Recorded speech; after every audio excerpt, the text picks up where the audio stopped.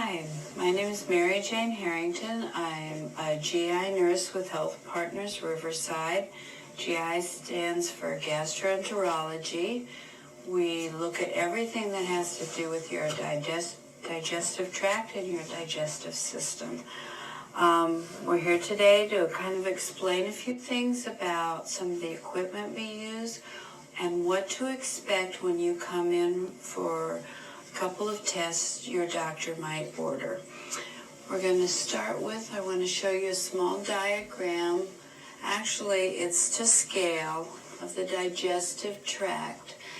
And we're going to start with the top. You might have some problems that your doctor wants you to come in and have an exam called an EGD.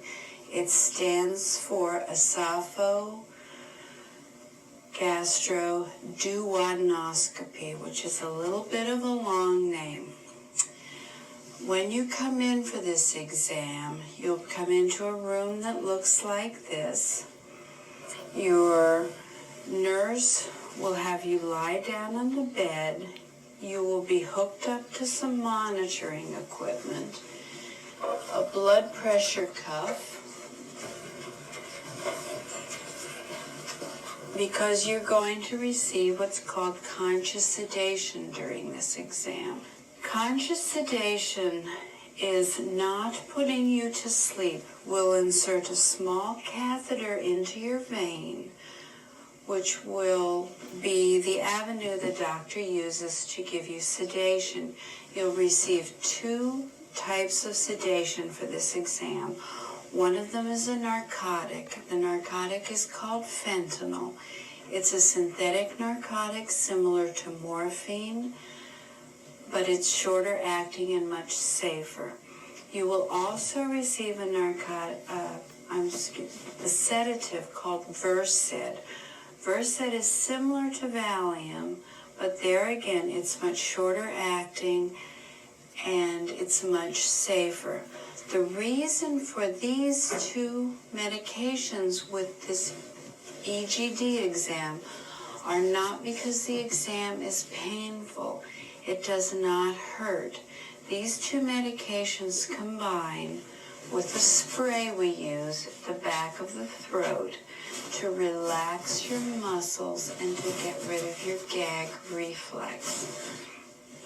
In this exam, most people are afraid they're going to choke or gag. This is actually very unusual. The scope the doctor uses is this small. It's smaller than most food you swallow.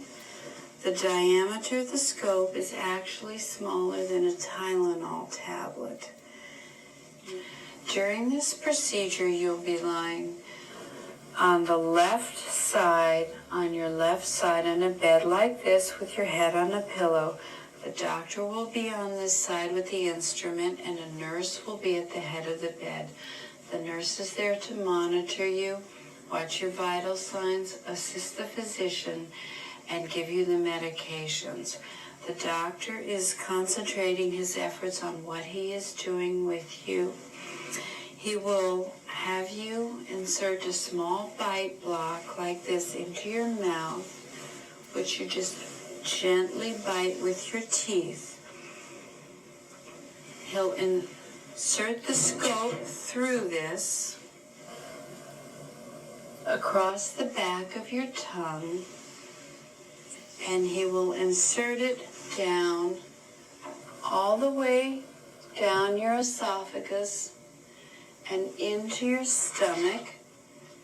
We'll look all around through your stomach with it. The scope is articulated, so the doctor can look in every corner of your stomach. This does not hurt. You need to concentrate on your breathing during this exam and think about your breathing to keep you relaxed, keep your muscles relaxed. The exam itself takes between 5 and 10 minutes. And if the doctor takes any biopsies, if he gets in your esophagus or stomach, sees some irritated areas, or perhaps thinks you may have the bacteria that cause ulcers, they'll take a little tissue sample. You do not feel this at all, and this does not cause any problems or distress. It's just a tiny piece of tissue. A person isn't even aware that this is being done at the time. Another type of test your doctor may send you to for various symptoms is called a colonoscopy. The colonoscopy is done with a video scope similar to the one for the upper, only it's obviously a little bit larger and longer.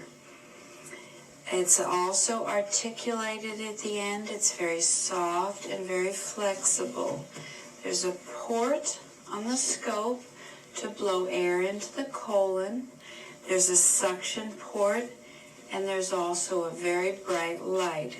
There is a video chip on the end of the scope. So the physician is actually watching on a television monitor. You'll have a nurse on one side of the bed also, physician on the other side. The nurse will be giving the conscious sedation, which is similar to what is used in the other exam. During this test, most people experience the feeling of fullness as if they're going to have a bowel movement.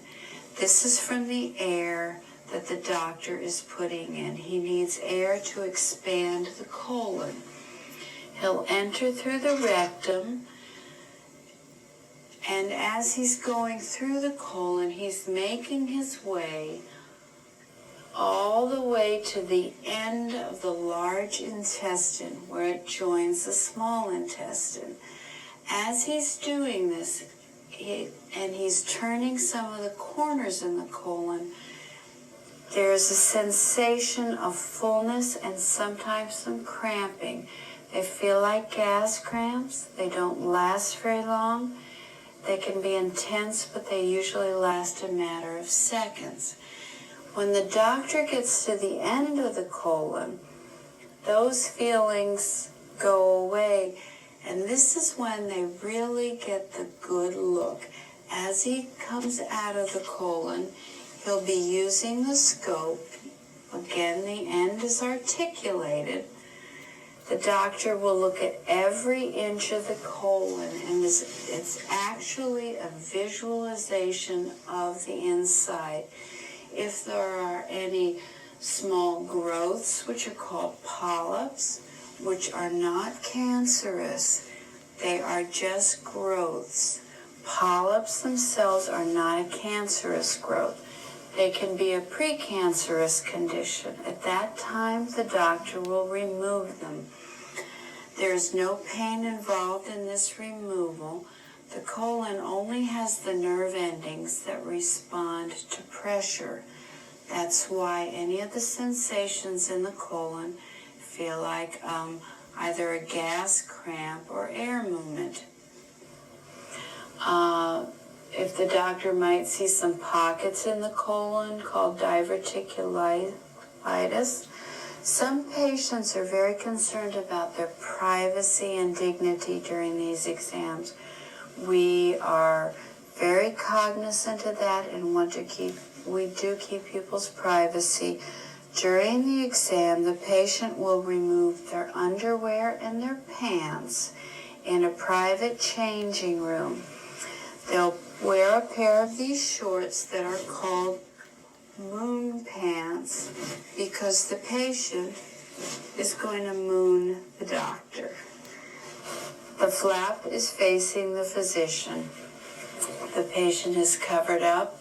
The nurse is on the opposite side. So it's actually very modest and very private. If the doctor does remove any tissue during these exams or remove any polyps, which are small, non-cancerous growths, you will be told about that before you leave, and those pieces of tissue will be sent to a pathologist at the hospital who will give a reading on them. Then your doctor will let you know within 2 weeks what the results of those are. So that's it from the GI clinic. I hope this has helped relieve some fears people might have and answered some questions that you may have about what to expect with these exams. With these tests that we do, the worst part of it is getting ready for it. The tests themselves are a piece of cake.